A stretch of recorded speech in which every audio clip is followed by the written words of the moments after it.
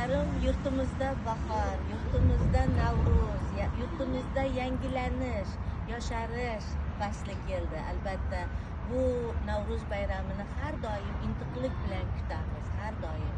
Chunki bahorda, Navruzda hamma nima deydi, yasharadi, yangilanadi, harakatda bo'ladi, hamma narsa, hattoki yerdan o't o'ranlar ham shunday chiroyli o'sib chiqadi. İnsanlar ham o'zini o'sha bayramona kayfiyatda ko'rishini harakatida bo'ladi.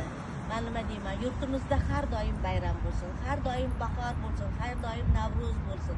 Men o'zimni Navruzni har doim intiqlik bilan kutishimning sababi o'zimni har doim Navruzga o'xshataman. Chunki o'zimni liboslarim, o'zimni jamalaklarim, o'zimni mana shu qadimiy ota bobomizdan qolib kelayotgan taqinchoqlarimni taqish yana bir marta kutaman va har doim havas qilaman. Hammaga yaxshi kayfiyat, tinchlik, xotirjamlik, sog'lik, salomatlik tilayman. Har kunimiz Navruz bo'lsin, har kunimiz bayram bo'lsin azizlarim. Sizlarga omonlik, sog'lik, salomatlik tilayman. Sog' bo'linglar, omon bo'linglar. Bayram hammamizga muborak bo'lsin.